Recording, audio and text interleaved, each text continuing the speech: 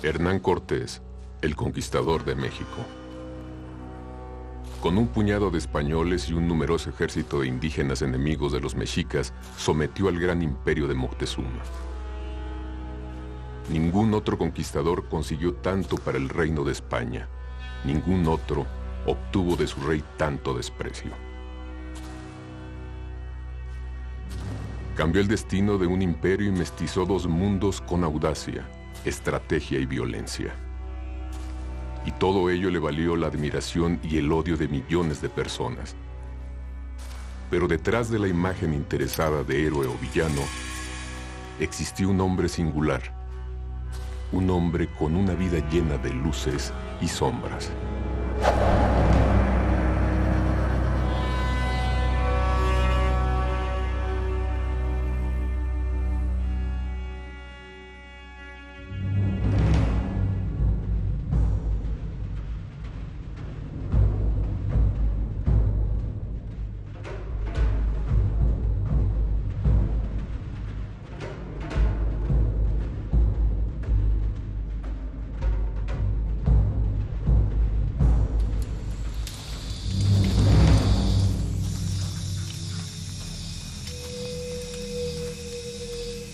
La aventura mexicana de Hernán Cortés comenzó en la isla de Cozumel, frente a la península de Yucatán. Fue la primera escala en su viaje que culminaría en la Ciudad de México, de la que habían hablado las expediciones de Hernández de Córdoba y la de Grijalva, expediciones mandadas por el gobernador de Cuba, Diego Velázquez, tiempo atrás.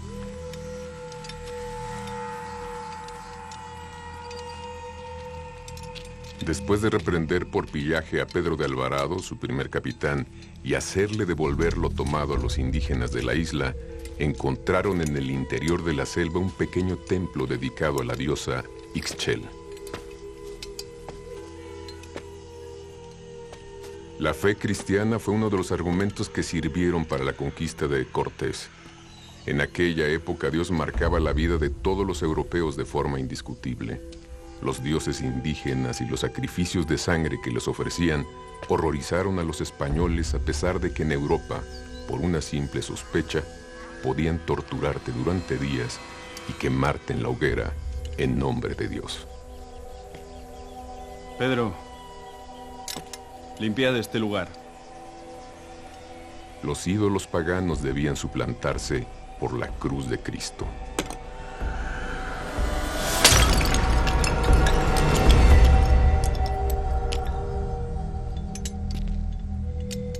Trae la cruz. Ese ímpetu religioso común a todos los hombres de una Europa que estrenaba el Renacimiento le resultó fácil a Cortés en una isla apenas poblada y sin resistencia indígena, pero se aplacaría poco después cuando necesitó la alianza con los pueblos locales. El dios de los españoles exigía librarse de los ídolos paganos. Listo. Vámonos.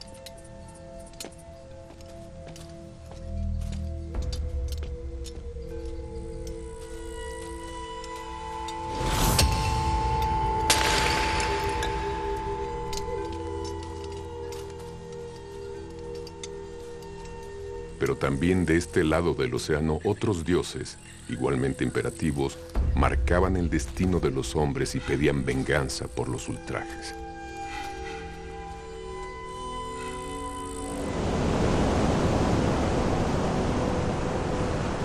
La escala en Cozumel tuvo relevancia en la conquista, aunque no precisamente por la disputa entre los dioses de dos mundos.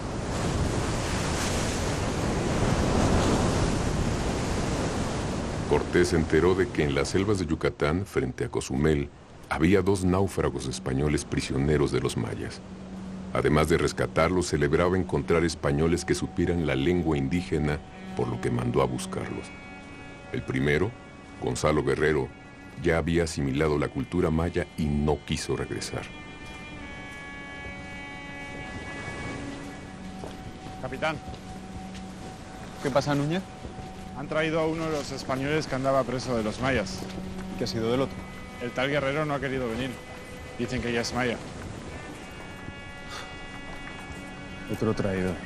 El segundo, Jerónimo de Aguilar, después de 8 años con los mayas, volvió agradecido con sus compatriotas. Jerónimo de Aguilar.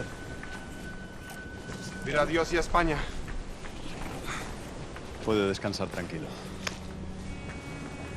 Y su experiencia con los indios nos va a ofrecer una inestimable ayuda. Me sentiré muy honrado. Jerónimo de Aguilar le permitía a Cortés entenderse con los mayas. Prieto, tráeme un asiento para nuestra nueva lengua. Y vino. Pero para poder realizar la conquista del Imperio Mexica, otra traductora fue de mayor relevancia, y esta iba a aparecer poco después en la vida del capitán español.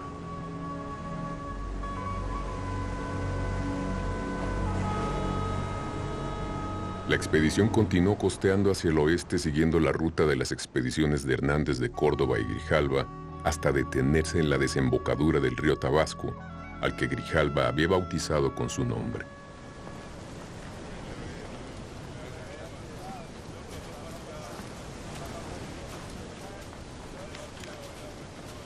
Aguilar. Aquí lucharon contra el jefe indígena Tabascov y sus guerreros en la batalla de Centla, la primera en la que participara un caballo en el continente americano. Creo que va a tener que volver a hacerlo, ¿eh? Y no confío en el fraile para hacer inventarios a partir de ahora. Los españoles ganaron la contienda y se estableció la paz. Y en muestra de buena voluntad, los caciques que querían que los extranjeros se marcharan de sus tierras cuanto antes, trajeron regalos a Cortés.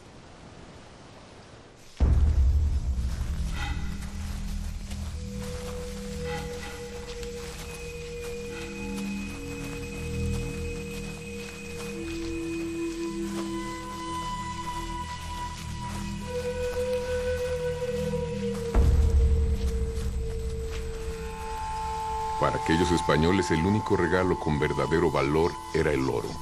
Poco podía imaginar Cortés que una de las indígenas que le llevaban como presente iba a ser una pieza clave en su conquista.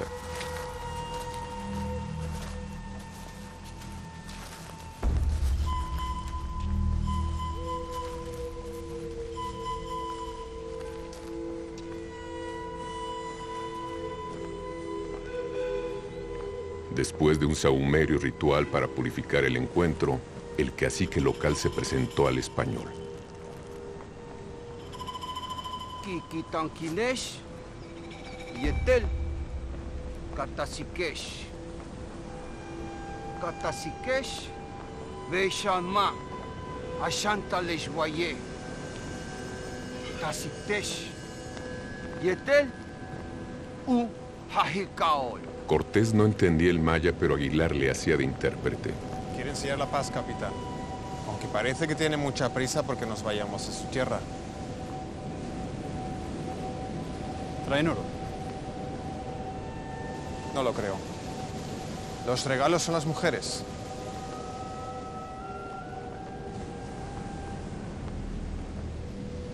Dile que estamos encantados con los regalos. Pero debemos proceder con rectitud antes de repartir tan hermoso presente. El regalo no podía tener mejor aceptación entre unos hombres que no habían visto mujeres desde su salida de Cuba. Pero de nuevo, la Santa Madre Iglesia exigía su procedimiento. Fraile, hay que salvar el alma de estas indias. Bautícelas antes de repartirlas. Soldado, agua. Que se asigne una mujer a cada uno de mis capitanes y luego se sortea el resto. La esclavitud era algo habitual tanto para los españoles como para los diferentes pueblos indígenas y es determinante para entender la personalidad y las acciones de Malintzin, la esclava que ayudaría a Cortés a conquistar México.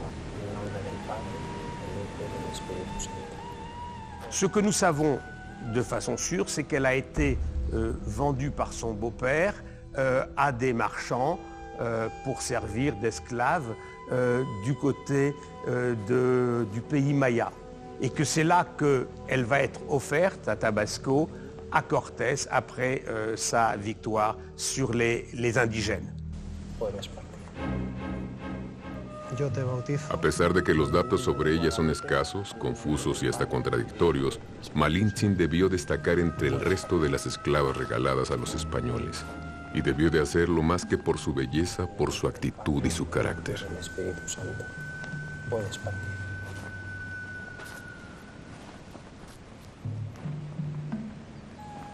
Yo te bautizo con el nombre de Marina, en el nombre del Padre, del Hijo y del Espíritu Santo. Malintzin fue bautizada con el nombre de Marina y entre ella y Cortés surgió una atracción casi inmediata por el carácter inteligente y decidido de la indígena.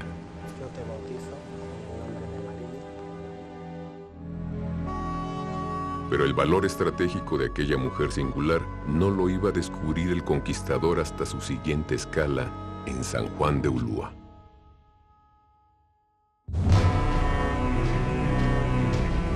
Poco después de llegar a San Juan de Ulúa aparecieron emisarios del gran Tlatoani Moctezuma, el jefe supremo de los aztecas o mexicas.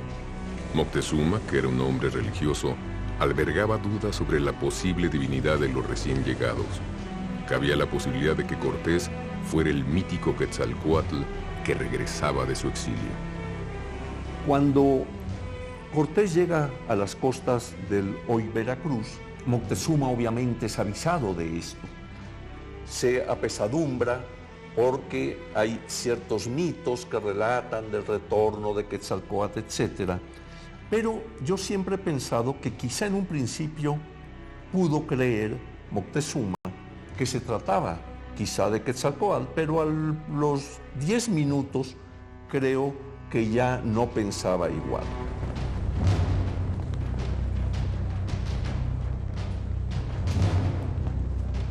Aunque las dudas probablemente duraron muy poco, los emisarios tenían órdenes de mostrarse solícitos y amigables con los extranjeros. Moctezuma les había encargado una doble misión. En primer lugar, tenían que intentar disuadir a los españoles de su avance hacia Tenochtitlán, ofreciéndoles regalos.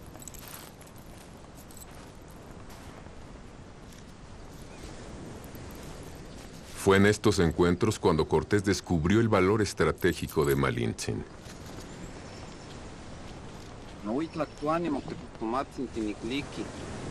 Jerónimo de Aguilar no entendía el idioma de los mexicas. No había forma de comunicarse con ellos hasta que descubrieron que Malintzin hablaba tanto náhuatl como maya.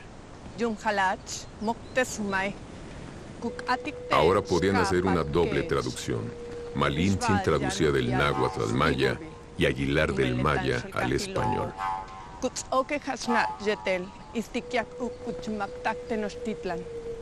El Tlatoani Moctezuma les pide que detengan aquí su paso. No hay nada más de interés para los extranjeros en su reino y es un largo y penoso camino hasta Tenochtitlán. La segunda misión de los emisarios era la de recopilar información sobre los extranjeros, dibujando cuanto les llamara la atención y pudiera ser de interés para el Tlatoani.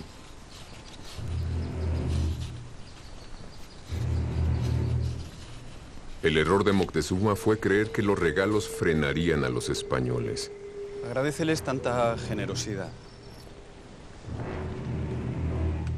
Especialmente aquellos realizados con el objeto más codiciado en Europa, el oro.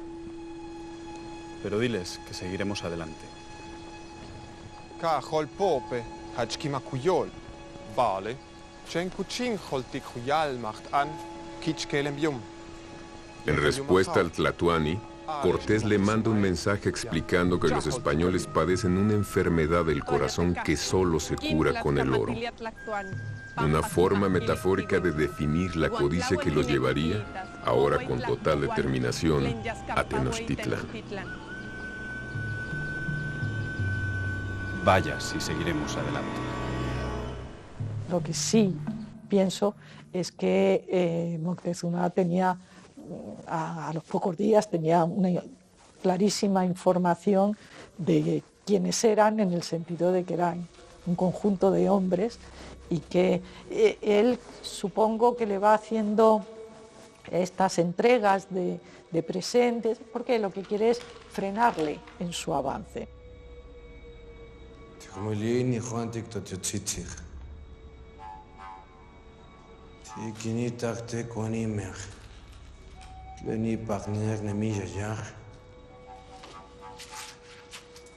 Ashkanah manigmati wait Tlatoani. Ashkanah manigmati Intlayehuantin teteotzitzi, mahatza iyolkame, huehueyi, iguan kemantica quintiki catepoztli. No, ya te huelitse. ¿Sí quién me ictisej? Quitoa quien mixtihque seki panmayab el wani. Mahatza el maak monikmati, intlamelagua. Tiquitasej.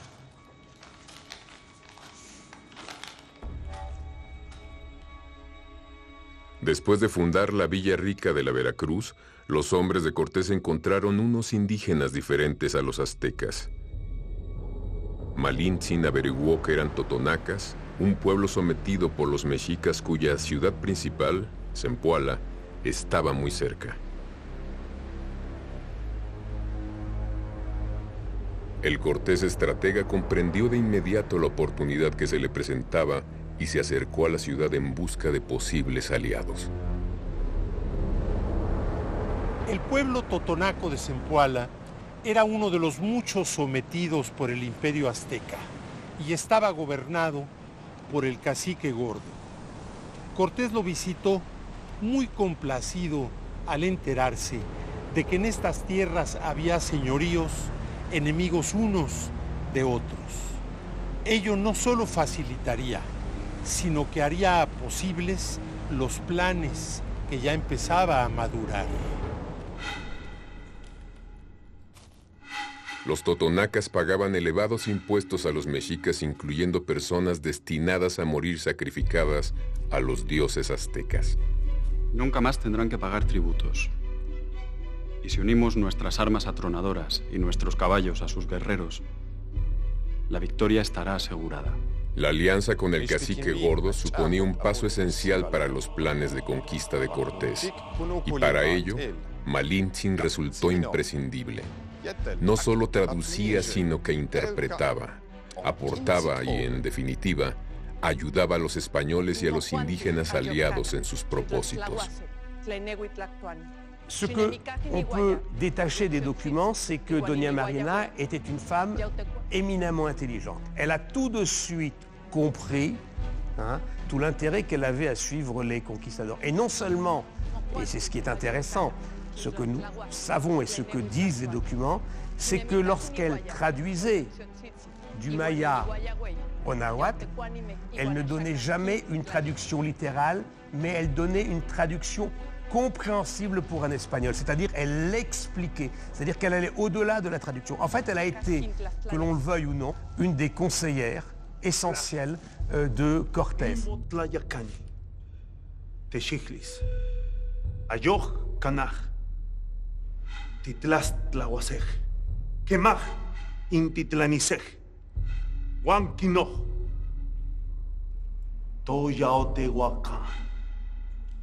Mech, paliusek, sentika, titequitisek.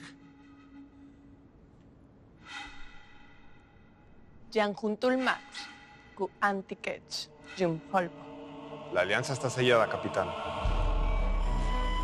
Españoles y totonacas habían encontrado aliados para luchar contra los temibles mexicas, un pueblo guerrero que sometía a muchos otros pueblos en su territorio.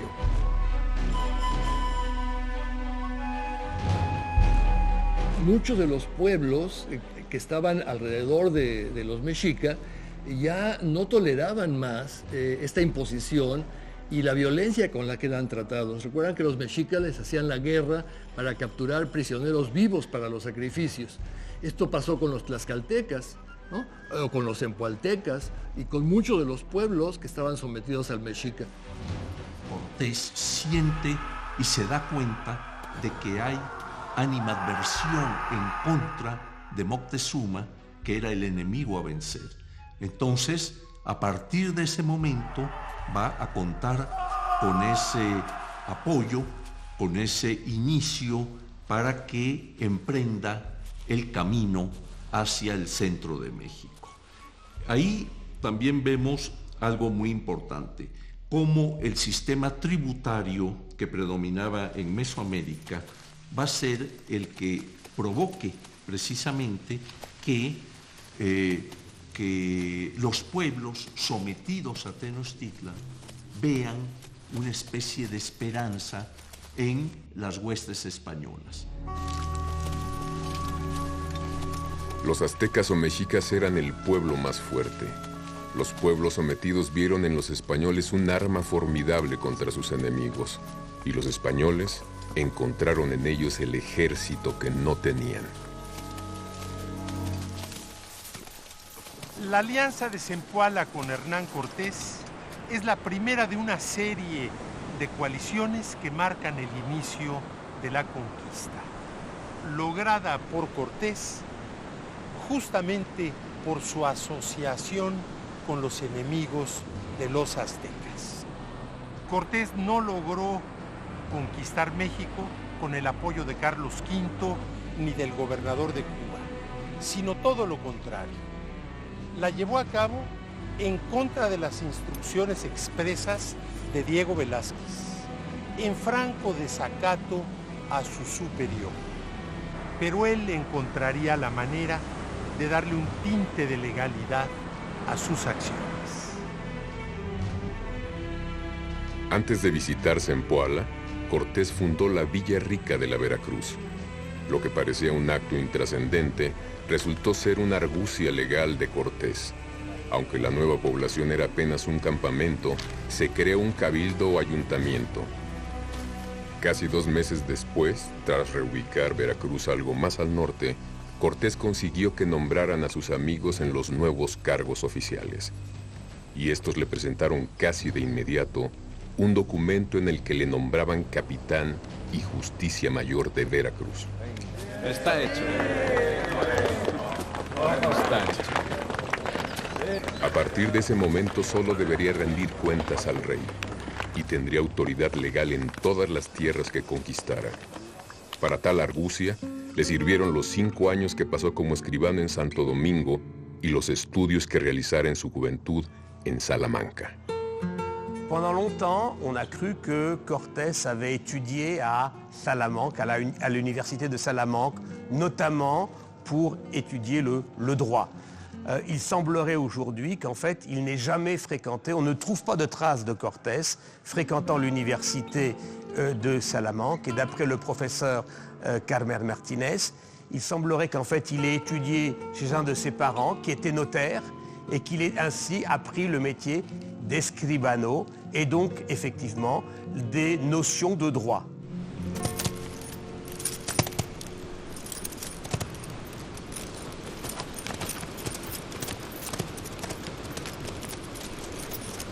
La fundación de la Villa Rica de la Veracruz, la creación de su cabildo y el nombramiento de sus autoridades se produjeron como respuesta a las noticias que llegaron de España. Mensaje de España. Gracias. El emperador había nombrado adelantado a Diego Velázquez, permitiéndole conquistar y poblar aquellas tierras, algo que hasta entonces solo podía realizar el hijo de Cristóbal Colón. Cortés, mensaje de España. Gracias. Para Cortés la noticia fue terrible. Aquel nombramiento quitaba legitimidad a su empresa y lo convertía en un proscrito.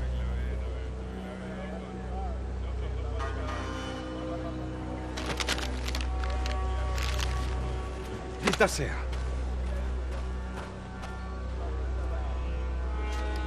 Para reconducir la situación, el conquistador hizo zarpar un barco rumbo a España cargado con un impresionante tesoro y con documentos que había redactado, haciendo uso de su conocimiento en leyes, donde explicaba sus acciones bajo un estudiado marco legal.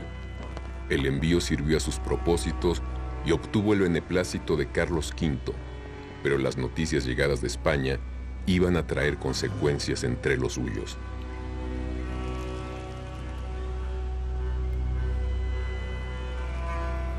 Algunos de los hombres que viajaban con Cortés eran fieles a Velázquez y consideraron la creación del cabildo y el nombramiento de Cortés como capitán general y justicia mayor un golpe de Estado.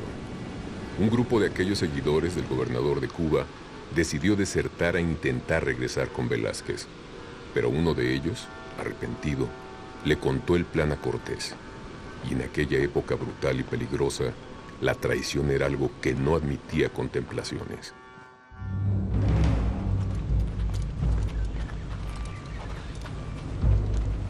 Apresados por los hombres de Cortés, el extremeño no tardó en hacerles un juicio sumario. Los cabecillas Pedro Escudero y Diego Cermeño fueron ahorcados de inmediato. A los marineros implicados les dieron 200 azotes. Soltad al fraile. Al clérigo Juan Díaz, quizá por cierto temor religioso, le perdonó la vida en última instancia. Traed al piloto. No.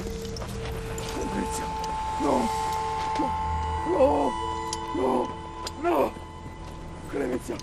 No. Y al piloto Gonzalo de Umbría, como castigo ejemplar, mandó cortarle los pies. Clemencia. No. No. No. No.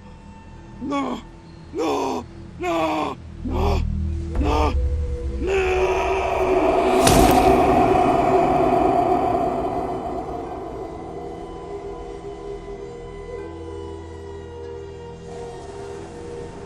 Aquel suceso iba a propiciar uno de los episodios más conocidos de la vida de Hernán Cortés.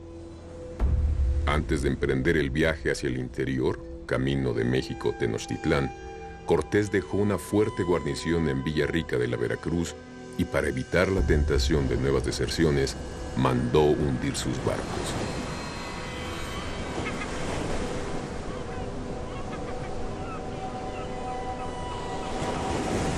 Muchas veces se dice equivocadamente que quemó sus naves. Lo que hizo el capitán extremeño fue barrenarlas, hundirlas cerca de la orilla. Había llegado el momento de la verdad. Cortés emprendió el camino hacia la capital del Imperio Mexica al mando de 300 o 400 españoles y entre 200 y 1500 indígenas, según el cronista que lo relate. Así se internan en el territorio de los tlaxcaltecas, un pueblo libre pero extorsionado por los mexicas que juega hábilmente a medir las fuerzas de los que creen aliados de sus enemigos. Entran en combate con ellos intentando vencerlos y al no conseguirlo, se rinden y envían emisarios a Cortés, quien consideró que en realidad eran espías.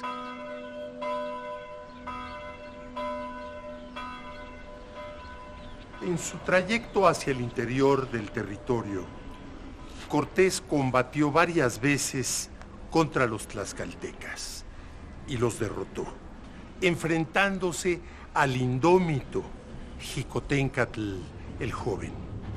En uno de sus campamentos, Cortés recibió a 50 enviados del propio Xicoténcatl y sospechando que quisieran en realidad espiarlo, ordenó un brutal castigo. En una carta al rey de España, así le escribe: mandé tomar a todos los 50 y cortarles las manos. Viendo la determinación de Cortés y el poder de las armas de los españoles, los tlaxcaltecas se aliaron con ellos. Ahora podrían liberarse de la tiranía de los mexicas. Siguiendo las indicaciones de los emisarios de Moctezuma, los españoles llegaron, en su camino hacia Tenochtitlán, hasta Cholula, el centro religioso más importante del altiplano.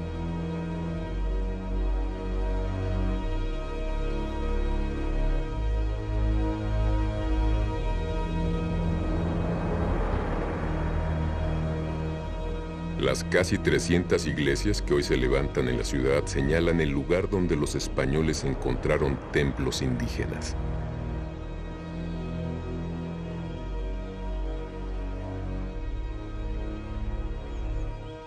Cholula era un señorío independiente, pero a diferencia de sus enemigos los tlaxcaltecas, los cholultecas eran aliados de Moctezuma y obedecían sus órdenes.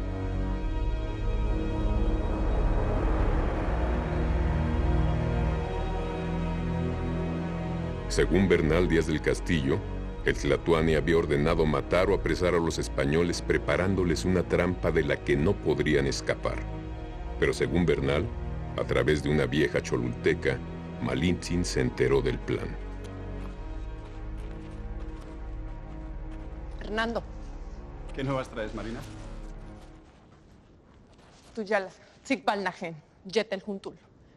En las afueras de la ciudad habían escondido trampas con estacas afiladas para matar a los caballos. Beinwol, Juan, Yabats, Eneticone. Dice que la anciana le ha dicho que corremos peligro. ¿Qué te contó? Tuyalaktene, Ukak, Nalilo, Cholulay. Agrega Bernal que algunas calles estaban tapiadas. En las azoteas habían acumulado piedras y se había ordenado evacuar a mujeres y niños. Parece que las gentes de Cholula nos preparan una emboscada. La anciana le ha dicho que moriríamos todos. Dispuesto a dar un ejemplo que demostrara su fuerza y evitara nuevas emboscadas, Cortés convocó a conversar a los guerreros y principales cholultecas en unos patios donde, a una señal, entrarían sus tropas. Los españoles entraron a caballo arrasando a los convocados. Miles de tlaxcaltecas dispuestos a vengarse de años de opresión de los mexicas y sus aliados se unieron a los españoles. La matanza fue brutal entre las gentes de Cholula. Ya fuera real la trampa que les habían preparado o no, en la biografía de Cortés quedaron escritas algunas de sus páginas más oscuras y sangrientas. Ya nada podía evitar que los españoles llegaran a Tenochtitlán. Pero lo que encontraron al ascender, el ahora conocido como Paso de Cortés, superaba con mucho sus expectativas.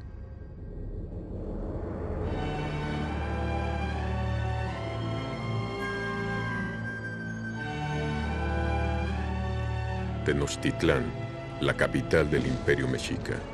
Una ciudad que haría palidecer de envidia a muchas capitales europeas.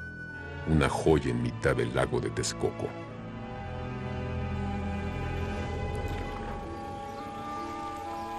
Canales y acueductos permitían el paso de embarcaciones y suministraban agua limpia a hogares y cultivos.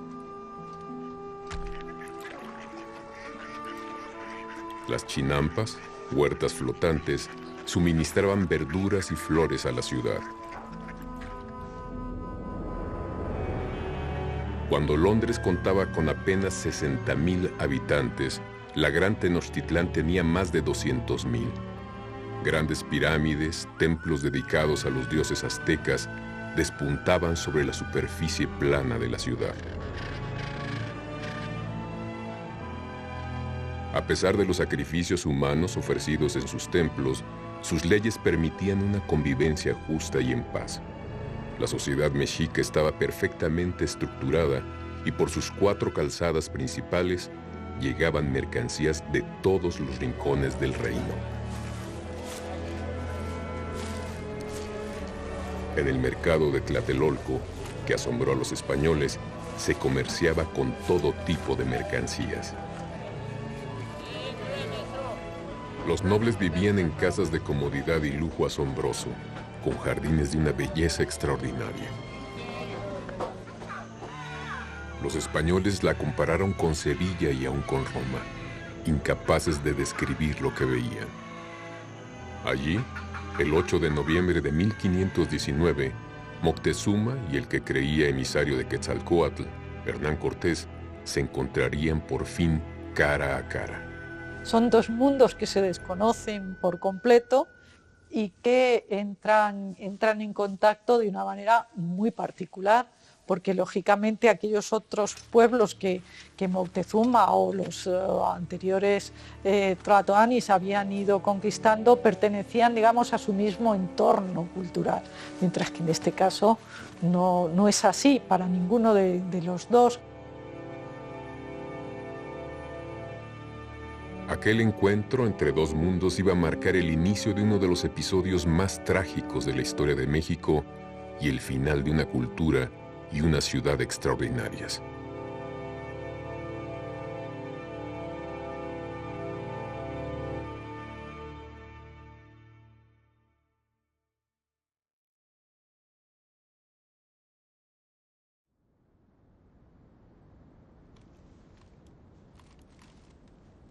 Cortés y sus hombres fueron alojados en el palacio de Axayácatl, a un lado del Templo Mayor. Allí, el carpintero Alonso Yáñez, buscando un lugar para colocar un altar, descubrió una puerta tapiada y tras ella un impresionante tesoro con piezas labradas de oro, mosaicos y plumería. Días después, cuando tuvieron la mínima excusa, los españoles, ajenos al arte y la belleza de las joyas, fundieron las piezas de oro y las convirtieron en toscos lingotes fáciles de transportar. Este acto despreciable tuvo su castigo. Durante la trágica Noche Triste, los españoles huyeron con los lingotes sujetos a la cintura, lo que los hizo más lentos, pesados y torpes. Muchos, faltos de agilidad por el peso, murieron a manos de los mexicas. A otros, caídos en las aguas del lago Texcoco, el oro los lastró hasta el fondo ahogándolos. El tesoro robado se cobró así un terrible tributo.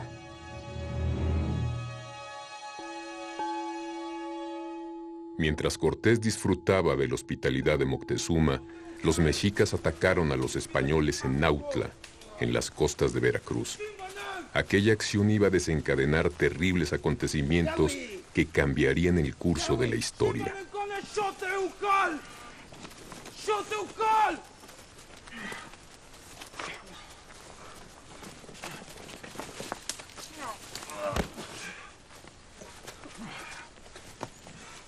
Tijamapachoski seco yo tlacat.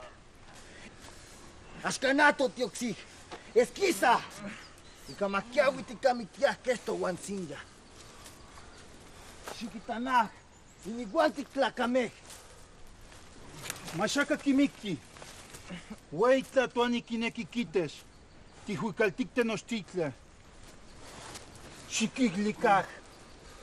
Si para Moctezuma en un principio hubo dudas acerca de que Cortés fuera el enviado de Quetzalcóatl, para Cuauhpopoca, el señor de Nautla y súbdito de Moctezuma, un prisionero herido podía demostrar la naturaleza humana de los españoles.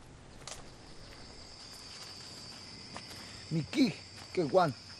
Tiago. Argüello, el soldado prisionero, murió antes de llegar a Tenochtitlán por sus terribles heridas. Cuauhpopoca mandó entonces que le cortaran la cabeza. Era la prueba para Sutlatoani de que los españoles eran simples mortales.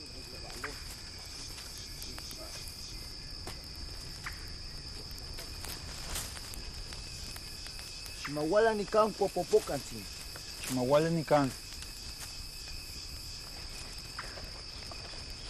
Chiquiglicaj, güey tatuani, inijuantic, tlaik yuila, kimik, iguanica ni mantla mantitlec, ni mantanilis, quitas. Yahweh.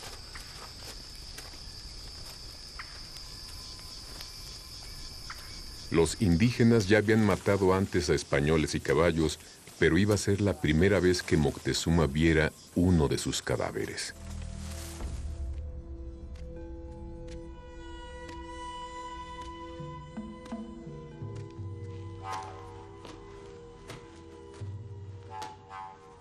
Huitlatuani, nismisilis tlenquis tisqui, Cuauhpopoca tlenquis lisque.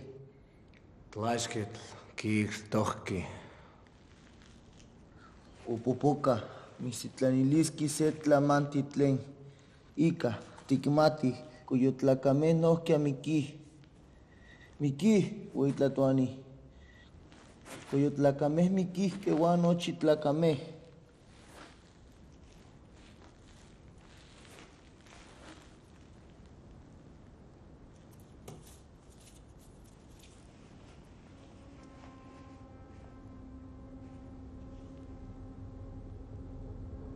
¡Siga! ¡Igual si cuica no patlamantli! ¡Tlen magmaoir! Aquella cabeza le demostraba que los españoles eran mortales, pero conociendo a su huésped, también vaticinaba que la reacción de Cortés no se haría esperar y, desde luego, no sería tibia. Cortés. ¿Qué nuevas traes, Guzmán? Malas noticias, capitán. Los indígenas se sublevaron en Nautla. a 2 días de camino de Villarrica. ¿Cuándo? ¿Qué demonios ha pasado? Se han sublevado cerca de Nautla. Han caído hombres y caballos. Que se sepa, Juan de Escalante y otros 6, incluyendo a Argüello, que se lo llevaron prisionero. ¡Maldita suerte! La muerte de cualquiera de ellos, hombres o caballos, nos hace vulnerables a los ojos de los mexicas. ¿Se sabe si seguían órdenes de Moctezuma? Nadie sabe nada. Intentamos sofocar la rebelión. En Villarrica se temen lo peor. El jefe se llama Cuaupopoca, pero no sabemos si recibe órdenes o actúa por su propia voluntad. Está bien, Guzmán. Es todo. Un momento, Guzmán. Sí, capitán. Y que los hombres tomen preso a Moctezuma. Pero, Guzmán, no quiero sangre. Sí, capitán. Cortés tensaba la cuerda de la que dependían sus vidas. Eran apenas 300 españoles en Tenochtitlán frente a decenas de millares de mexicas, y acababa de mandar apresar al más poderoso e intocable de ellos. Moctezuma negó ser el autor intelectual de la muerte de varios españoles en Nautla, cerca de Veracruz.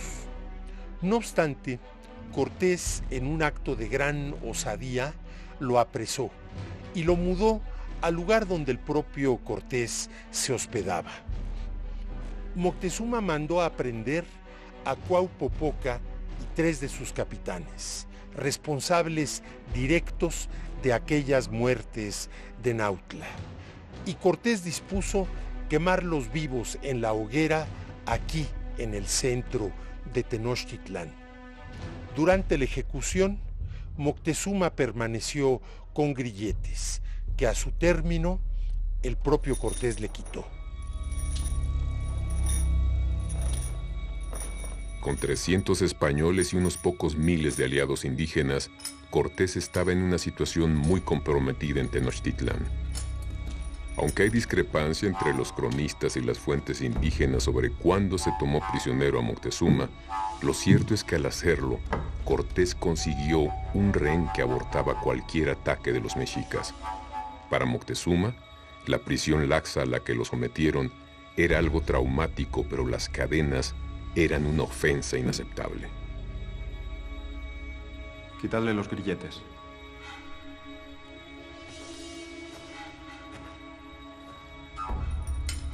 Cortés, viendo el error cometido, le quitó de inmediato los grilletes. Moctezuma seguiría retenido, pero nadie volvería a atacar su dignidad.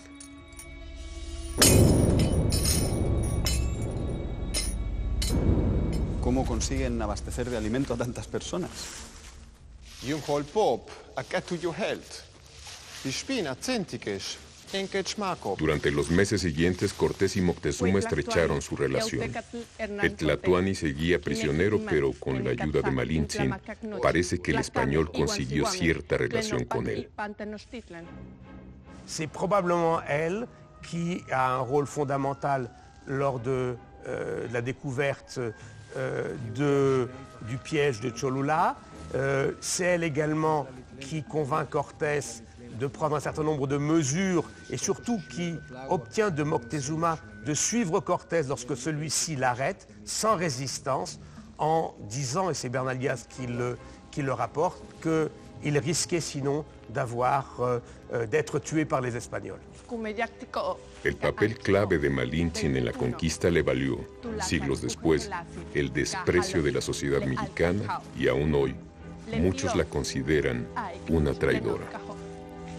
Es un poco difícil hablar de traición en un México que no era México, ¿no? Es decir, estamos ante una multitud de pueblos, de lenguas, de costumbres, dominados en una buena parte por los mexicas, ¿no? Un pueblo guerrero, impositivo, y al que la mayor parte de los pueblos indígenas odiaba, ¿no? Porque eran los conquistadores, los mexicas eran los verdaderos conquistadores.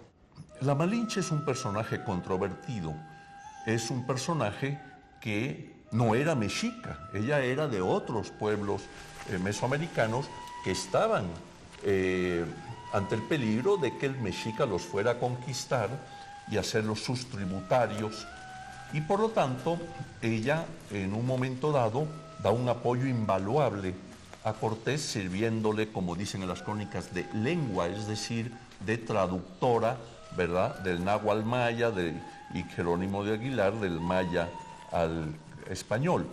Entonces ella, en realidad, si analizamos al personaje histórico, pues lo que está haciendo es un poco ir contra el posible enemigo que estaba representado en Tenochtitlan.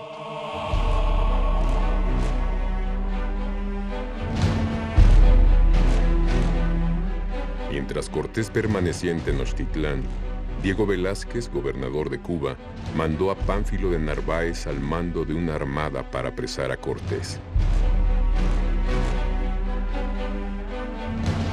Entretanto, Cortés se enfrentaba a una difícil disyuntiva. Si salía al encuentro de Narváez, dejaba a sus hombres en una situación terriblemente comprometida. Sabía que Moctezuma acabaría con sus hombres en cuanto dejara Tenochtitlán. Narváez, por su parte, traía 800 hombres con caballos y artillería. Si llegaba a Tenochtitlán, él y los suyos estarían perdidos. No le quedaba otra alternativa que salir a su encuentro.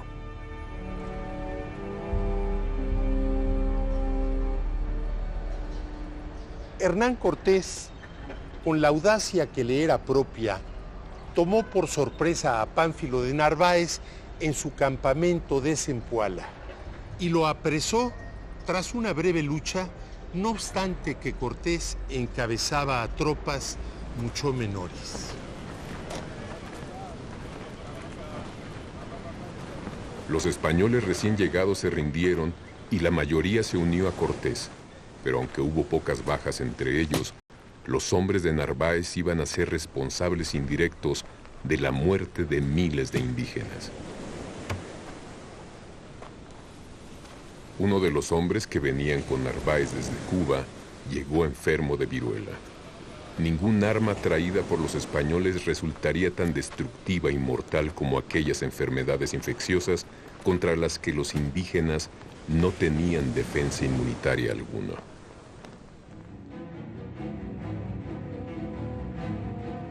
Mientras Cortés estaba en Veracruz, en Tenochtitlán se produjo una terrible tragedia. Pedro de Alvarado concedió permiso a los mexicas para celebrar la fiesta anual en honor de Huitzilopochtli y Tezcatlipoca, pero temiendo que fuera el inicio de una sublevación, los españoles y sus aliados tlaxcaltecas cargaron contra ellos cuando estaban reunidos en el Templo Mayor.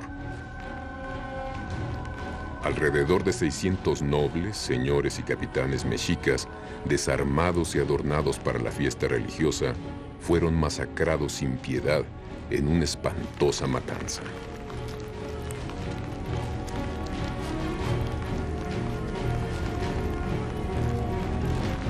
Aquella iba a ser la gota que colmaría el aguante de los mexicas.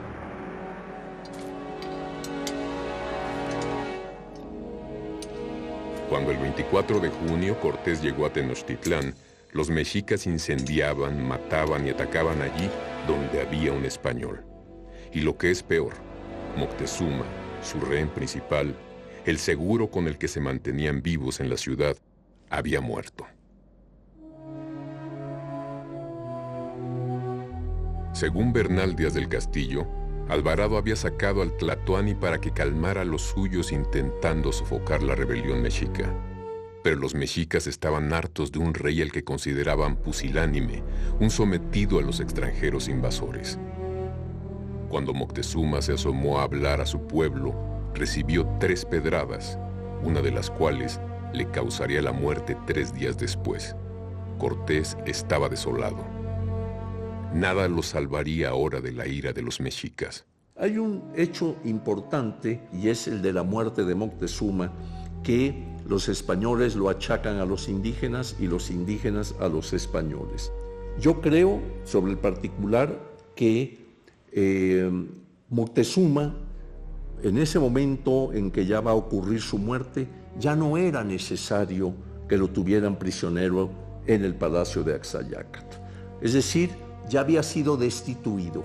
Ya los mexicas habían nombrado a otro gobernante, que era Cuitláhuac. Por lo tanto, Moctezuma perdía importancia, más bien ya era un estorbo, y por lo tanto no dudaría que en plenos combates, en plena guerra, pues lo hayan eliminado los españoles. Viendo que los iban a matar, la noche del 30 de junio Cortés decide huir de Tenochtitlán por la ruta más corta hacia tierra. Cortés había entrado a México Tenochtitlan como huésped de Moctezuma y tuvo que salir huyendo en la que se conoce como Noche Triste, cuando los mexicas se levantaron ya hartos de lo que había hecho Pedro de Alvarado, la matanza del Templo Mayor, y Cortés, con sus aliados tlaxcaltecas y sus hombres, tuvo que salir de noche, huyendo. En mitad de una terrible tempestad, 8,000 hombres, 1,300 de los cuales eran españoles, comenzaron furtivamente la huida, pero una mujer dio la alarma y los mexicas cargaron contra ellos sedientos de venganza. Entre 150 y 1,170 españoles, según las fuentes, murieron aquella noche, y entre 2,000 y 8,000 tlaxcaltecas corrieron la misma suerte. Cortés encabezó entonces una huida desesperada. Después él se va hacia Otumba y como estratega, ahí sí logra rehacer sus fuerzas, porque los mexicas lo venían persiguiendo. Y como estratega envía emisarios a Tlaxcala para que le ayuden sus aliados para resistir el ataque de los mexicas. Y para regresar a la Ciudad de México, Cortés, que se había percatado de que era una isla en medio de los lagos, dice: la voy a asediar por tierra y por agua. Y para esto construye los bergantines, los barcos en Iztapalapa.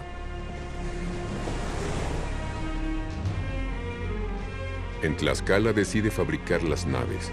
Manda recuperar los aparejos de los barcos barrenados en Veracruz, mientras de los bosques cercanos a Tlaxcala saca la madera necesaria. Después hace transportar todo el material hasta las orillas del lago de Texcoco y allí monta 13 bergantines. Y así comienza el asedio.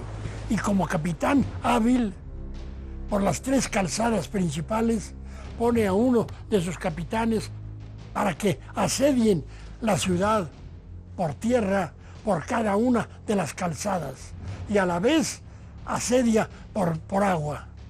Fue muy inteligente ese ataque. Fue un asedio de 3 meses que vio una violencia enorme, unos tratando de defender su ciudad, los otros atacándola y queriendo tomarla, ¿no? Esto va a terminar, por lo menos esa parte armada, el 13 de agosto de 1521 en Tlatelolco, que es el último reducto de defensa militar del mexica. Se luchaba en el lago y en las calzadas de la ciudad, con victorias alternativas en uno y otro bando. Pero los asaltantes tenían ventaja.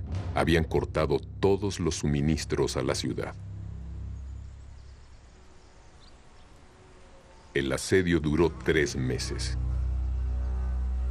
A los españoles y sus aliados indígenas se alió el hambre en el interior de Tenochtitlán, un arma terrible que mataba sin piedad y debilitaba a los guerreros día a día. En todo proceso de conquista militar e ideológico hay imposición, hay brutalidad, hay, en fin, formas de sometimiento, y la conquista de México no fue ajeno a eso.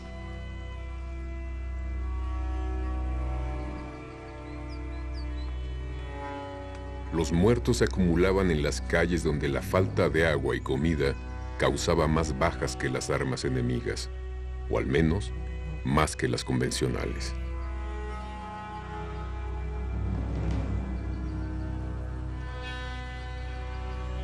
Porque un arma invisible ya había diezmado la población mexica antes del asedio a Tenochtitlán, poco después de la Noche Triste.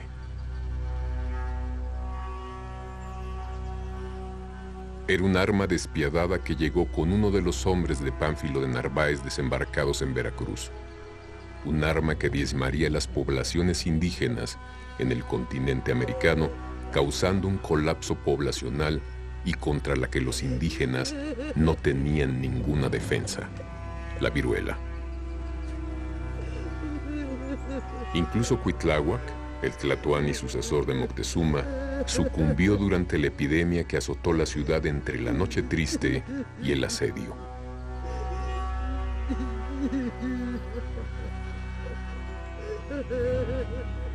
Tenochtitlán cayó después de una defensa heroica, vencida por los hombres, el hambre y la enfermedad.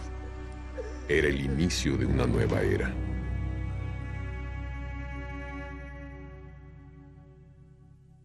La afirmación de Carlos Fuentes es cierta.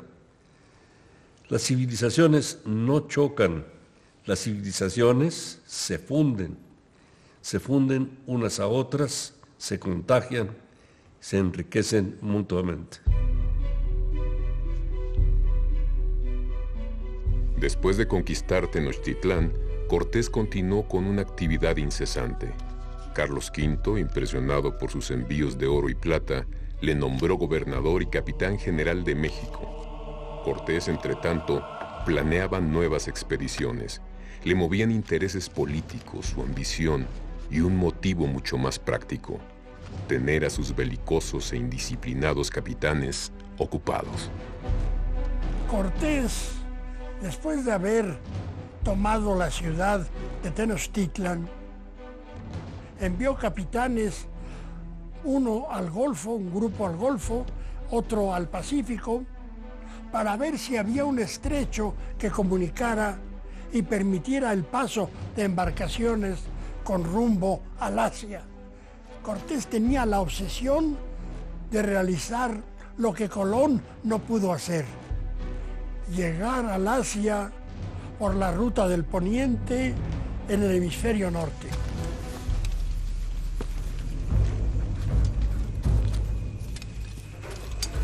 Un año después de tomar la capital mexica, Cortés escribe al emperador su intención de hallar muchas islas ricas en especias, oro, perlas y piedras preciosas.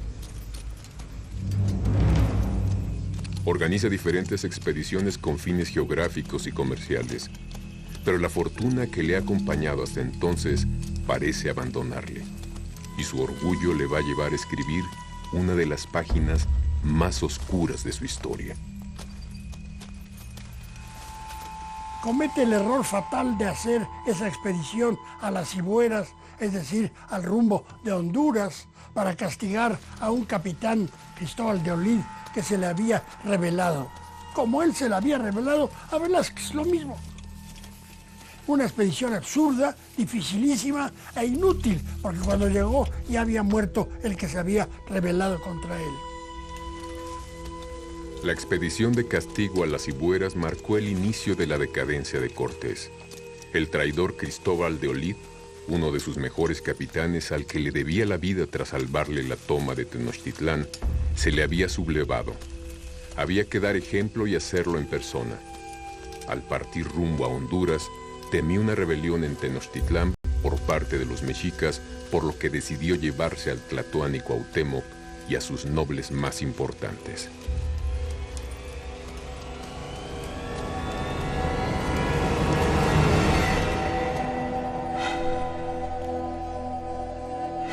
Durante la toma de Tenochtitlán, un nuevo tlatoani había llegado al poder y tras la batalla final había sido apresado junto con algunos de los nobles mexicas.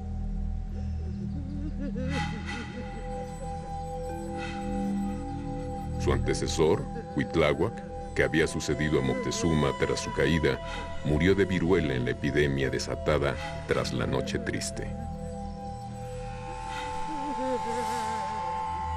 Los mexicas, necesitados de un líder que les condujera en el momento más duro de su historia, nombraron entonces a Cuauhtémoc, primo de Moctezuma, un hombre de honor que no admitía la dominación española. Cuauhtémoc no tenía las dudas de Moctezuma sobre el origen y las intenciones de los españoles.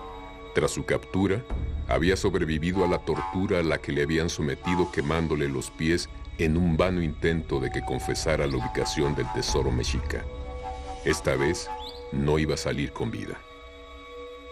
Cortés temió una rebelión indígena que hubiera acabado con los poquitos españoles que iban en el séquito, y este asesinato de Cuauhtémoc fue uno de los grandes temas para considerar a Cortés como un villano. Bajo la sospecha de que pudiera estar tramando una sublevación y con la intención de sofocar una posible revuelta indígena, Cortés mandó ahorcarlo junto con Tetlepanquetzal, señor de Tacuba.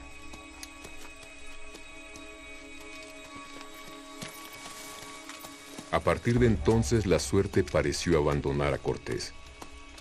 Tras su regreso, el rey lo suspende en sus funciones, se le somete a un juicio de residencia y el nuevo gobernador lo destierra de la Ciudad de México.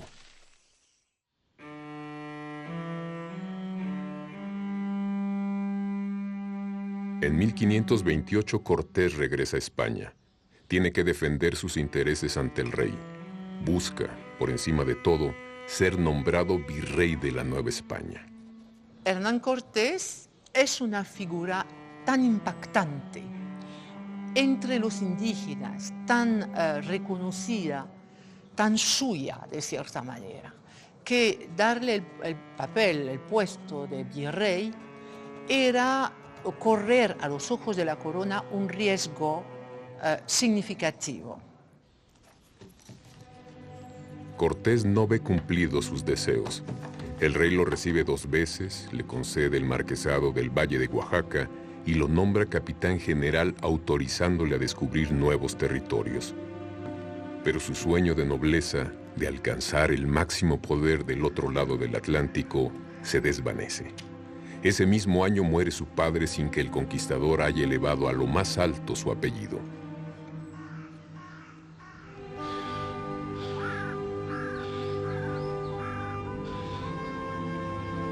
Hernán Cortés nació en el pueblo extremeño de Medellín. Pertenecía a una familia de hidalgos, es decir, al estrato más bajo de la nobleza. Eran, además, cristianos viejos, factor muy determinante en una época donde se valoraba sobremanera la pureza de sangre. Aunque sus padres no eran ricos, disfrutaban de una situación desahogada que les permitió poner un preceptor a su hijo para que le enseñara a montar a caballo y a manejar la espada.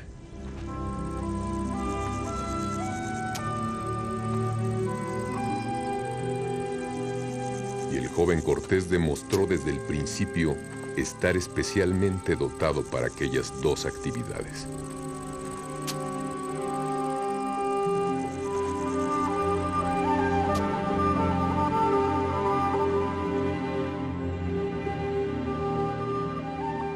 Ante la impotencia de no alcanzar el título que pretendía, el conquistador busca otras maneras de vincularse con la aristocracia y se casa con la hija del conde de Aguilar y sobrina del duque de Béjar, doña Juana Ramírez de Arellano y Zúñiga, la última de las 6 mujeres con las que tendría descendencia reconocida.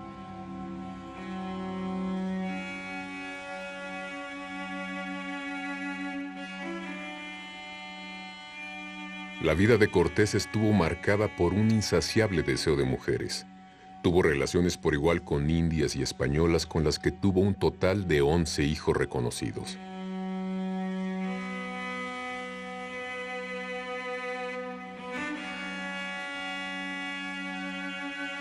Con Malintzin tuvo a Martín, su segundo descendiente tras la hija que había tenido con su primera mujer, Catalina Pizarro, de quien se dijo que podría haber sido asesinada por Cortés cuando se reunió con él en la Ciudad de México tras la caída de Tenochtitlan.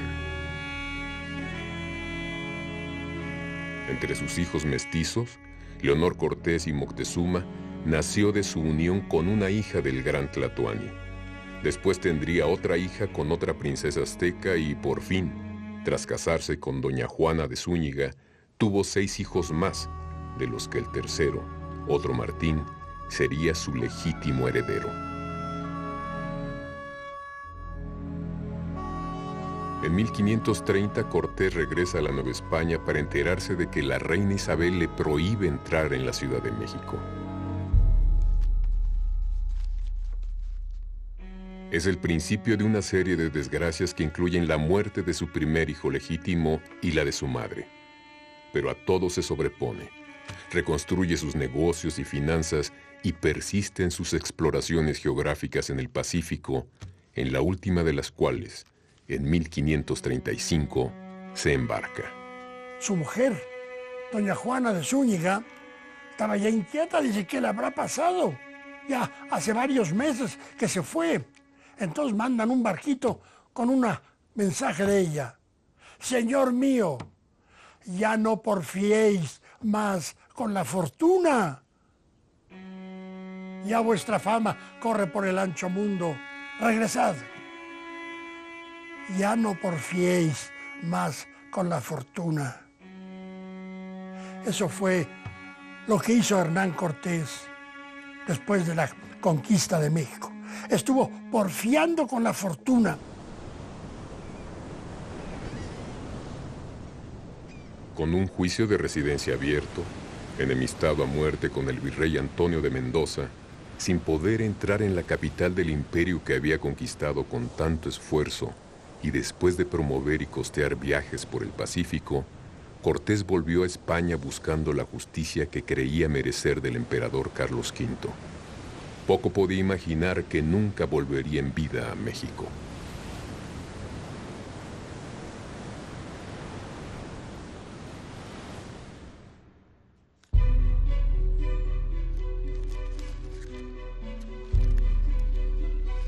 Desde Valladolid, donde se aloja, pide audiencia al emperador sin conseguirla. Incluso se une a la armada del monarca contra los piratas del Mediterráneo para intentar coincidir con él. Pero el monarca no le quiere ver.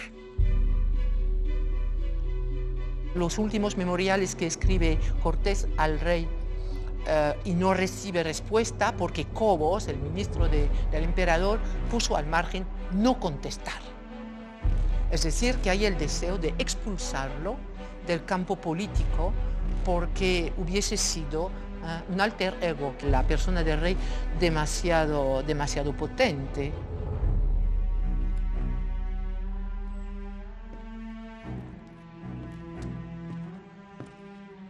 Señor, adelante.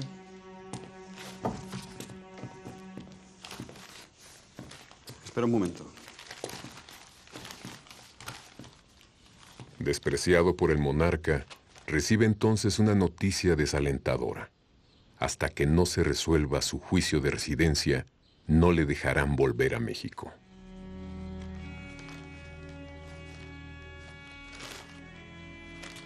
¿No hay respuesta? No. No hay respuesta.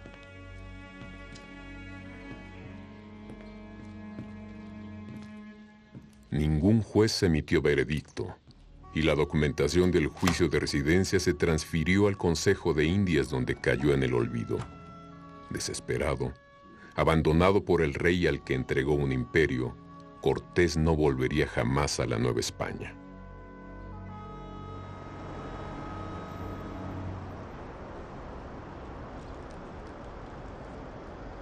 Buscando la tranquilidad, se aloja en casa de un amigo en Castilleja de la Cuesta, a las afueras de Sevilla. Allí, olvidado por el emperador al que tanto había dado, redacta testamento notándose ya al final del camino. Es un hombre vencido y agotado. Las heridas y enfermedades de años de batallas y conquistas le pasan factura. Finalmente, un ataque de disentería precipita el final.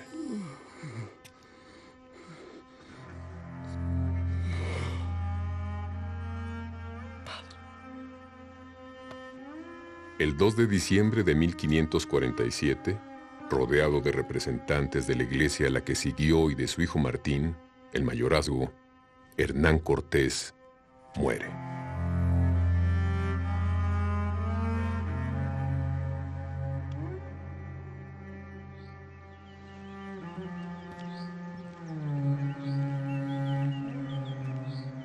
Hernán Cortés, quien mostró una gran habilidad con los indígenas para lograr la conquista de México, murió lejos del favor de Carlos V. Su vida fue un constante peregrinaje que no concluyó con su muerte. Durante 5 siglos, su cuerpo recorrió 8 tumbas en 4 iglesias de 3 ciudades. Finalmente, yace aquí, prácticamente desapercibido. Como si su espíritu inquieto lo acompañara después de muerto, el cadáver de Cortés fue exhumado repetidas veces viajando de una iglesia a otra, atravesando el océano hasta llegar a la tierra en la que quería que reposaran sus huesos, la Ciudad de México. Cuando mi padre, el presidente Miguel Alemán, tomó posesión como presidente, acababan de descubrir un par de semanas antes la tumba de Cortés en el Hospital de Jesús y estaban confirmando su autenticidad en el Instituto Nacional de Antropología e Historia. Los trabajos llevaron medio año más y permitió ello corroborar que eran legítimos los restos. También se conocían algunos detalles muy interesantes de la condición física del conquistador al momento en que murió, el momento de su muerte. Como que ya solo tenía un diente, golpes, etc. Y finalmente se dispuso que los restos se inhumaran. Nuevamente, se escogió el mismo lugar en un muro al lado del altar de la iglesia del Hospital de Jesús, que fue fundado por el propio Cortés en 1524.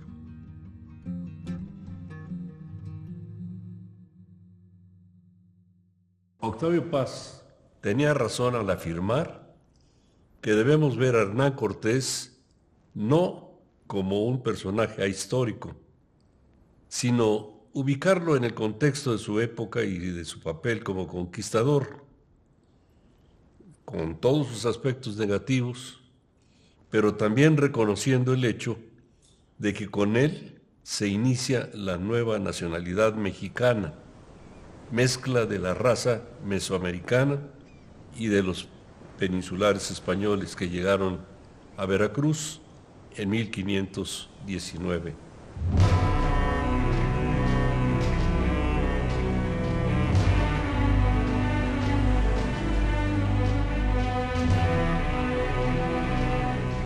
La herencia de este hombre singular se mestizó con la de los indígenas, dando lugar a un nuevo país. Pero su historia pasó de un extremo al opuesto. Mientras se le alabó hasta el absurdo tras la conquista, en los tiempos de la independencia, se utilizó su figura como representación del autoritarismo español, de la potencia europea que sometía a un pueblo mexicano ávido de libertad nacionalista. Y la figura del conquistador fue desdibujándose, convirtiéndose en un símbolo de la opresión.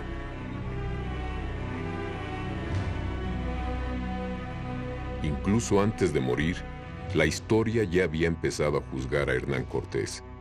El juicio de residencia, la revisión de sus cartas de relación y los textos de los primeros cronistas comenzaron a crear a un personaje lleno de luces y sombras. Cortés trascendía de lo humano para convertirse en leyenda, en héroe, en villano. José Luis Martínez, que escribió la mejor biografía que hasta hoy hay de Hernán Cortés, dice que Cortés no fue héroe, porque no, un conquistador que agrede no puede ser héroe. Pero tampoco fue rufián, dice, no fue rufián, no era un pelado así cualquiera agresivo, no, fue un hombre fuera de lo común. Quizá para entender al personaje, esa sea la clave. Entender que Cortés, por encima de su leyenda, fue un hombre con virtudes y defectos, un aventurero en busca de gloria, un empresario en busca de riquezas, un militar en busca de victorias, un hidalgo en busca de nobleza.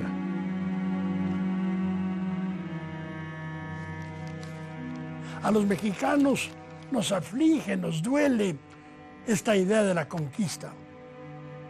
Pero debemos de pensar esto. La historia de la humanidad está hecha de conquistas. La historia de los pueblos hay que verla, hay que estudiarla, hay que analizarla y hay que aceptar cómo se dio esa historia. En una época violenta, entre dos mundos cuyas religiones se imponían con sangre y muerte, Cortés fue el hombre que sembraría la semilla de lo que hoy es México.